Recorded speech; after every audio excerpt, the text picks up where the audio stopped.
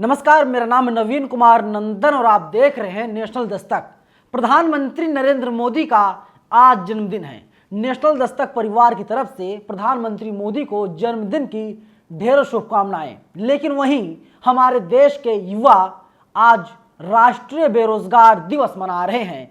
वे लोग नरेंद्र मोदी से सवाल पूछ रहे हैं, नरेंद्र मोदी जी, आपने 2013-14 में यानी चुनाव के वक्त कहा था हर साल 2 करोड़ लोगों को रोजगार दिया जाएगा। बताइए रोजगार कहां पर है? भारत के पूर्व राष्ट्रपति डॉक्टर सर्वपल्ली राधाकृष्णन की जयंती पर शिक्षक दिवस मनाया जाता है। वहीं भारत के पहले प्रधानमंत्री पंडित जवाहरलाल नेहरू की जयंती पर बाल दिवस मनाया जाता है। लेकिन आजाद मुल्क के, आजाद भारत के इकलौते प्रधानमंत्री नरेंद्र मोदी ऐसे हैं जिनके जन्मदिन को कई सालों से हमारे देश के युवा राष्ट्रीय बेरोजगार दिवस के रूप में मना रहे हैं। ट्विटर पर लगातार मोदी जी से सवाल पूछा जा रहा है, ट्रेंड करवाया जा रहा है।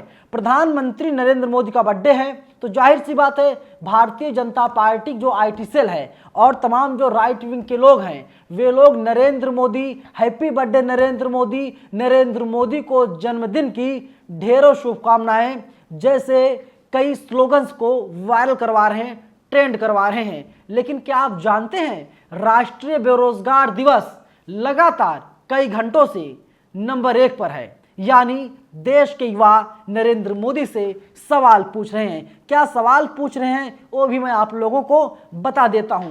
तमाम लोगों के रिएक्शंस आ रहे हैं, तमाम लोग अलग अलग राय रख रहे हैं। देखिए गुरप्रीत गैरी हैं, लिखते हैं इस हैशटैग पर कुछ भी लिखते ही लोग रीट्वीट और लाइक करने लग जाते हैं। चाहे आप बोल दो कि रीट्वीट लाइक नहीं करना, इस ट्वीट पर ही देख लेना राष्ट्रीय बेरोजगार दिवस। हैप्पी बर्थडे मोदी जी को 1,24,000 लोगों ने पोस्ट किया है। लेकिन वहीं राष्ट्रीय बेरोजगार दिवस को 2,73,000 लोगों ने पोस्ट किया है। वहीं नेशनल अनएम्प्लॉयमेंट डे को 2,20,000 लोगों ने पोस्ट किया है। यानी कि किस तरीके से लोग राष्ट्रीय बेरोजगार दिवस लगातार मना रहे हैं। गुरप्रीत गैरी का दूसरा ट्वीट है, लिखते हैं एलन मस्क को भी टेस्ला बेचनी है इंडिया में, इसलिए ट्रेंड से उड़ा दिए। डबल पोस्ट थी। जितनी भी ट्रेंड अभी चल रहे हैं ट्रेंडिंग लिस्ट में जलवा है अपने साहेब का राष्ट्रीय बेरोजगार दिवस।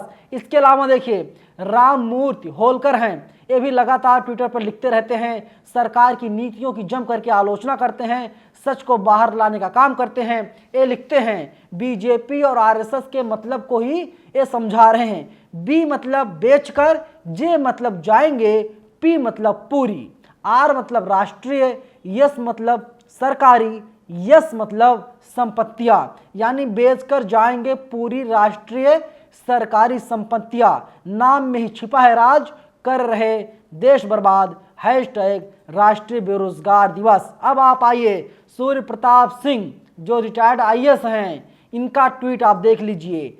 चुनावी मुद्दे साफ हैं, बीजेपी पार्टी धर्म नफरत फैलाती है लेकिन रोजगार नहीं देती है। अब इसके अलावा इनका जो है कि एक ट्वीट और है, लिखते हैं आज राष्ट्रीय बेरोजगार दिवस है, 2 करोड़ युवा हर साल पकौड़े तले, लो हो गया वादा पूरा, बाकी बचे खुचे बजरंग दल वीएसपी ज्वाइन करें, गौरक्षक बने, धर्म की रक्षा में लगें, दंगे कराएं, नफरत फैलाएं, चुनाव में दरी बिछाएं, हमें वोट दिलाएं और नेताओं के बेटे विदेश में पढ़ें, क्रिकेट खिलाएं, एमपी और एमएलए बने, फिर नेताजी अपने पूंजीपति मित्रों को देश लुटाए, हो गया लोकतंत्र मजबूत। क्योंकि नरेंद्र मोदी ने एक इंटरव्यू में कहा था पकौड़ा तलना भी रोजगार है।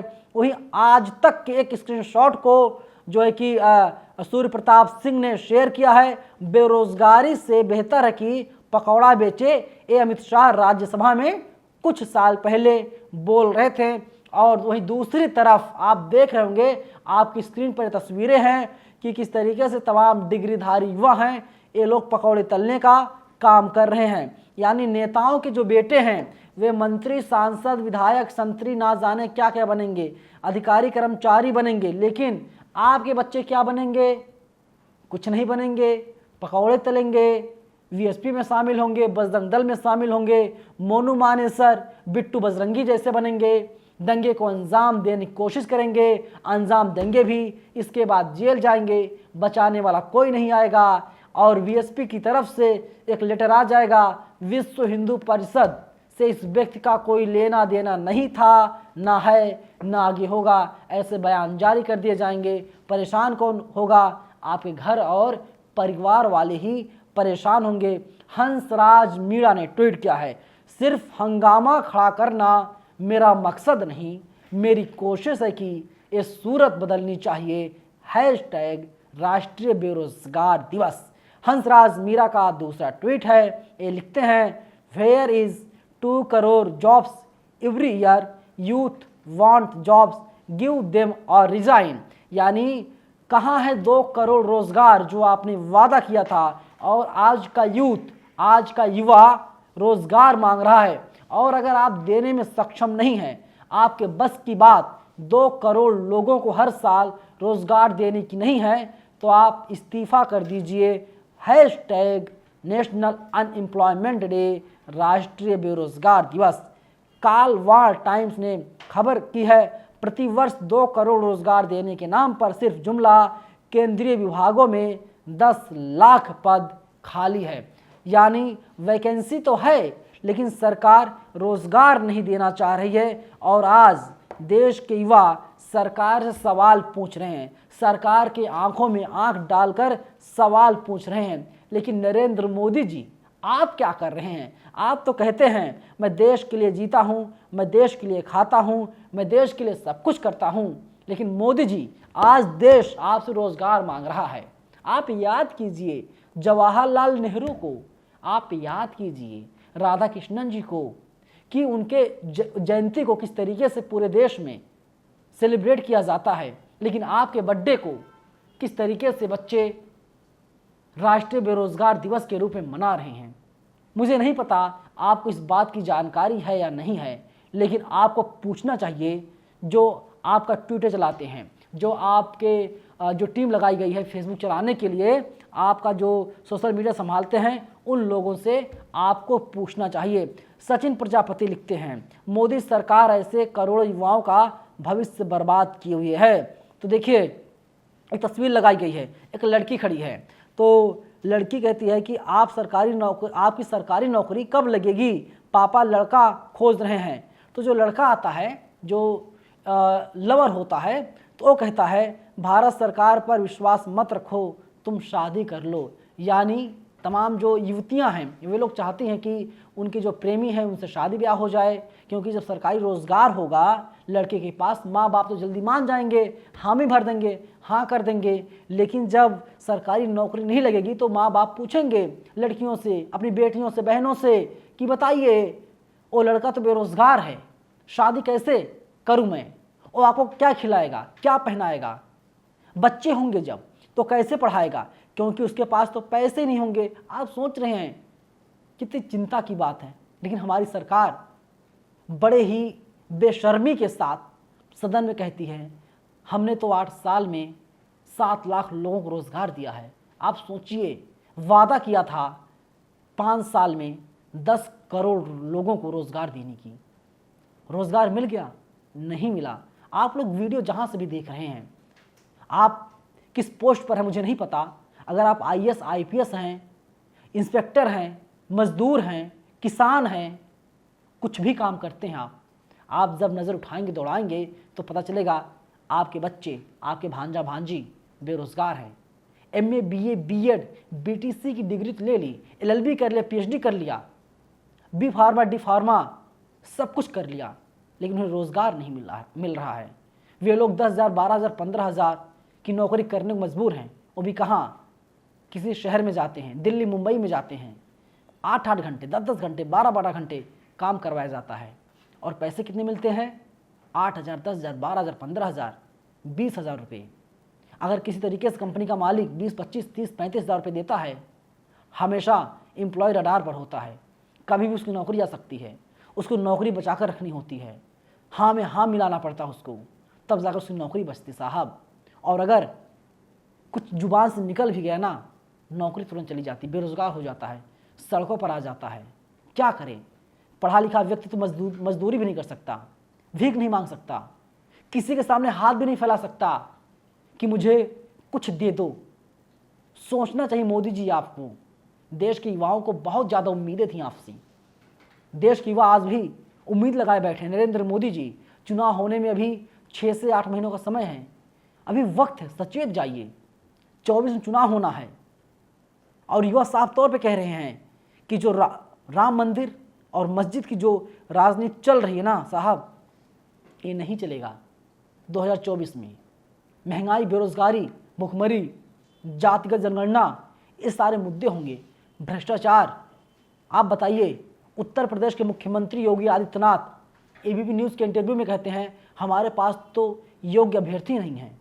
आप सोच रहे हैं वही टीवी वाले कैसे आपको गुमराह करते हैं, कहते कि बिहार में जंगल राज आ गया साहब। लेकिन क्या ये जो टीवी वाले हैं, इन लोगों ने बताया कि सबसे ज़्यादा रोजगार इस समय बिहार सरकार देने का काम कर रही है। उत्तर प्रदेश हो, दिल्ली हो, या तमाम जो बीजेपी शासित राज्य है, वहाँ के लोग जा रहे हैं, बिहार में फॉर्म भर रहे हैं और नौकरी की गुहार लगा रहे हैं। और तो बिहार सरकार ने साफ तौर पे कह दिया सबको नौकरी मिलेगी, जो लोग योग्य हैं, वे लोग देश के किसी भी हिस्से में रहते हों। लेकिन आप कल्पना कीजिए आपका क्या होगा। आप बच्चों को पढ़ाते किस लिए पढ़ाते हैं, पैसे लगाते हैं आप बीएड कराए होंगे अपने बच्चों को, कितना रुपये लगा होगा, या आपने भी बीएड किया होगा, बीटीसी किया होगा, कम से कम 60, 70, 80, 90 हज़ार या 1 लाख रुपए 1 साल के लग जाते हैं अगर आप कमरा लेकर के, हॉस्टल लेकर के या पीजी लेकर के रहते हैं। और बाद में क्या मिलता है आपको, बाबा जी का ठुल्लू, मतलब कुछ भी नहीं। आपके हाथ में कटोरा थमाने की कोशिश की जाती है और आप धर्म की राजनीति करते हैं, धर्म पे लड़ते हैं। अरे फला जगह मंदिर बन रहा है, फला जगह मस्जिद बन रहा है, अरे उससे आपका क्या फ़ायदा होगा। भारत में G20 हो गया, उससे आपका क्या फ़ायदा हुआ। सरकार से इस सवाल पूछना चाहिए और देश के जो तमाम जागरूक लोग हैं, युवा हैं, वे लोग सवाल भी पूछने का काम कर रहे हैं। अब आप बताइए कितने लोगों को रोजगार मिल गया। मैं नहीं कहता, मैं G20 खिलाफ नहीं हूँ, हमारा भारत चांद पर पहुँच गया, मैं उसके खिलाफ नहीं हूँ, मैं उसका समर्थन करता हूँ। लेकिन सवाल वही है, भूख, भय, भ्रष्टाचार, महंगाई पर बातचीत कब होगी, कौन बात करेगा। टीवी वालों ने तो साफ तौर पे कह दिया है कि वे लोग आपके मुद्दों पर बातचीत नहीं करेंगे। अमीश देवगन, अमन चोपड़ा, सुधीर चौधरी, रूबिका लियाकत, नविका कुमार, अर्णव गोस्वामी, ये तमाम टीवी चैनल के एंकर हैं। इन लोगों ने कितनी बहस की, सरकार सवाल पूछा और जो पत्रकार सरकार से सवाल पूछता है उसका बाइकआउट कर दिया जाता है। बीजेपी वाले कहते हैं हम अपने प्रवक्ता को भेजेंगे नहीं, और सरकार लगातार आपके जेब पर डाका डाल रही है दिन दहाड़े। आप चाहे डीजल भरवाने जाइए, पेट्रोल लेने जाइए, सरसों का तेल लेने जाइए, अरहर की दाल लेने जाइए, दूध लेने जाइए, हरी मिर्च लेने जाइए, टमाटर, प्याज, कुछ भी लेने जाइए, सरकार की नज़र आपकी जेबों पर है।